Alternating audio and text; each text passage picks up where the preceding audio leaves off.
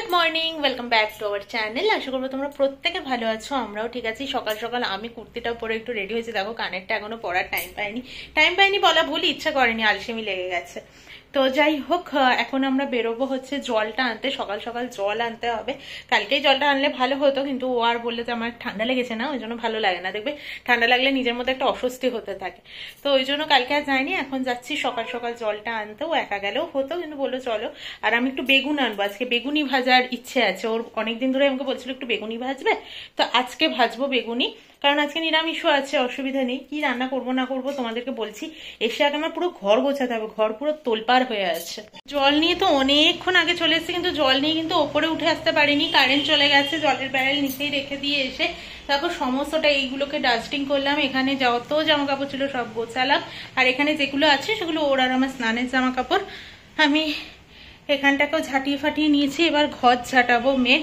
আর রান্নাঘর তো আজকে যেহেতু নিরামিষ খাবো, তাই জন্যে আবারও সবটা গ্যাস ট্যাস মুছে নিয়েছি। শুধু ওর কাঁড়াটা এখন হচ্ছে, কাঁড়াটা ওকে এবার দেবো আমি, একটু ফুটতে টাইম দিয়েছি, তো একটু সেটা হোক। আর ভাতের হাঁড়িটাতে ওর জন্য জল গরম করব। ছাদে এসেছিলাম এই সাদা থেকে কালো অবধি মেলে দেওয়ার জন্য একটু। আর আজকে প্রচন্ড ভালো একটা রোদ উঠেছে, কয়েকদিন ধরেই ওঠে, এখন আর মেঘলা করে এরকম থাকে না, বেশ সুন্দর একটা রোদ দেয়, একটুও ঠান্ডা লাগে না। কলকাতাতে শুনছি এবার ভীষণ ভালো ঠান্ডা পড়েছে। তারপর ধুপগুড়ি থেকে কাকু কাকিরাও বলছে ভীষণ ঠান্ডা ওখানে, মানে ওখানে তো আরো বেশি ঠান্ডা। তো যাই হোক, আমার স্নান হয়ে গেছে, পুজো হয়ে গেছে, সবটাই হয়ে গেছে, কিন্তু কারেন্ট এখনো আসেনি। জানি না আমি কি করব আজকে। মিক্সিরটার দরকার ছিল, দেখা যাক কি করি। নিরামিষ তো অসুবিধা নেই। এখন বেজে গেছে 12:35। জল তো আমাদের ওপরে তোলা হয়ে গেছে, কিন্তু ব্যাপারটা হচ্ছে কারেন্ট এখনো আসেনি। আমি এখানে চাল, মুগ ডাল, আলু আর কাঁচা কুমড়ো সেদ্ধ বসিয়ে দিয়েছি। আর বেগুনি ভাজবো। বেগুনি দেখলাম বেগুনের কোয়ান্টিটি বেশ অনেকটাই হয়েছে, তাই জন্য ভাবলাম যে ও বলে যে পাঁপড় ভেজো না, শুধু বেগুনি আর সেদ্ধ ভাত খাবো। আর নারকেল ভাতটা হবে, সেটা কালকে হবে। প্রমি নারকেল ভাতটা ভীষণ ভালো খাচ্ছে, ও বলে কালকে করো, তার সাথে চিকেন কষা করবো আমি। তো চিকেন কষাটা ও রান্না করবে বলেছে, দেখা যাক, দেখি জিজ্ঞেস করে নিই একবার। চিকেন কষাটা কালকে তুমি করবে তো? ও করবে চিকেন কষাটা কালকে। আমি তো আমারটা তো খাচ্ছেই ও, তাই জন্য বললো কালকে আমি বানাবো। তো যাই হোক, এখানে এটা হতে থাকুক। 12:35 বাজে। একদিকে হচ্ছে ভাতটা সিটি পড়ছে, আর একদিকে বেগুনি ভাজছি। বেগুনিগুলো দেখো জাস্ট, বেশ ফুলকো ফুলকো হয়ে বেশ ভালো হয়েছে, কিন্তু জানি না পোলাও দিয়ে থাকবে কিনা।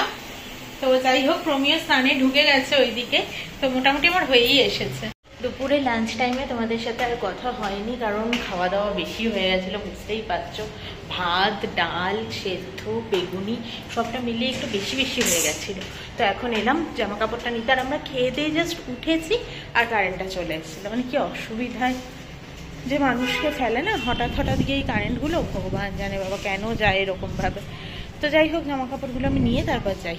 ছাদ থেকে জামা কাপড় নিয়ে এসছে, ওগুলোকে ভাঁজ করবো। তার আগে আমার তো সকালবেলায় পুরটা রেডি করে রাখার কথা ছিল, কিন্তু যেহেতু কারেন্ট ছিল না তাই করতে পারিনি, তাই চলে এসেছি রান্নাঘরে। এখন বাজে হচ্ছে 4:48, মানে 4:45 মতো। এইটাকেও পুরটা বানাবো আর একটু আলুদম করবো। ও বলছে আলুদম দিয়েই খাবো, তো আলুদম দিয়ে ভালো খাই, তো তাই জন্য। আর কি বা করবো এখন, কড়াইশুটির কচুরি দিয়ে কি খাবে না খাবে এসব ভাবতে গেলেও টাইম লাগবে। তার থেকে বাবা যেটা যা ভাবনা চিন্তা আছে তাই করে দেওয়াই ভালো। দেখি আলুদমের আলুটাও কাটবো, ভাবছি কোনটা আগে করব। কড়াইতে একটু বেগুনি ভাজার তেলও আছে, তাই ভাবছি আগে আলুদমটাই করে নিই।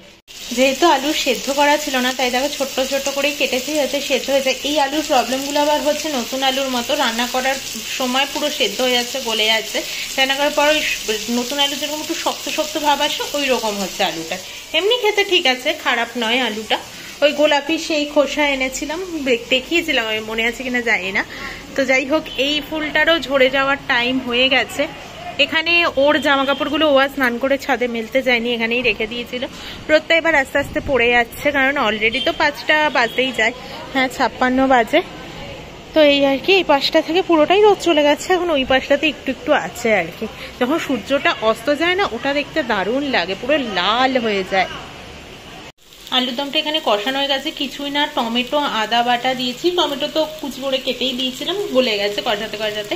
আর রেগুলার মশলা আর আদা বাটা দিয়েছি, আর হিং ফোড়ন দিয়েছিলাম, কষিয়ে নিয়েছি ভালো করে। এবার জল দিয়ে দেবো, নামানোর সময় কাসুরি মেথি পাতা দিয়ে দেবো।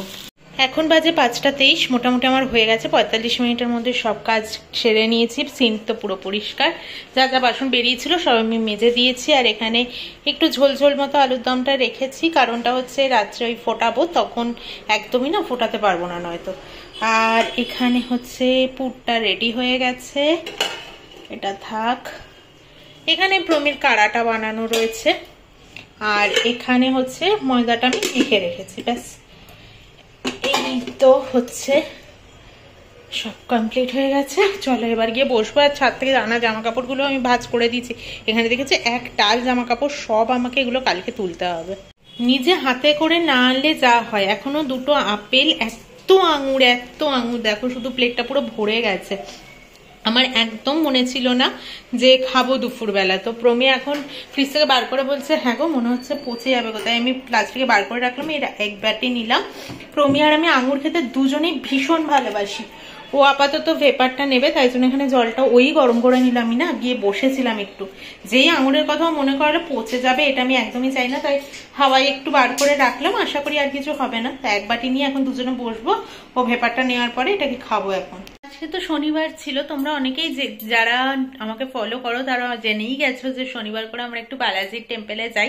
তবে আজকে যেহেতু প্রমি ঠান্ডা লেগেছে, তাই বললাম যে আজকে আর হাওয়ায় মানে স্কুটির হাওয়াটা লাগিয়ে কাজ নেই, তো আজকের দিনটা স্কিপই করে যাই।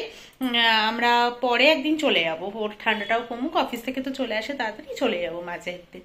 তো আর কিছুই না, একটু প্রণাম করতে যাই, সময়টাও কাটে ভালোভাবেই, তাই জন্যই যাওয়া। আর এখন যাচ্ছি চিকেনটা আনতে, কালকে চিকেন হবে ঘরে, একটুও চিকেন ফিকেন কিছু নেই। তাই জন্য ওকে বললাম যে সকালে যাওয়ার থেকে এখন গিয়ে নিয়ে আসা ভালো। বাবা বলছে তুমিও চলো, তাই জন্য দুজনেই যাবো। আর একটু আনবো আদা, ওকে কাঁড়া বানিয়ে দিতে দিতে আমার ঘরের আদা শেষ হয়ে গেছে। ডিনার তো আমি সার্ভ করেই দিয়েছি, আর যে ফোলা থাকবে না সেটাই স্বাভাবিক বিষয়। তো চলো এবার আমরা খেতে বসি। আজকের মতো টাটা, গুড নাইট।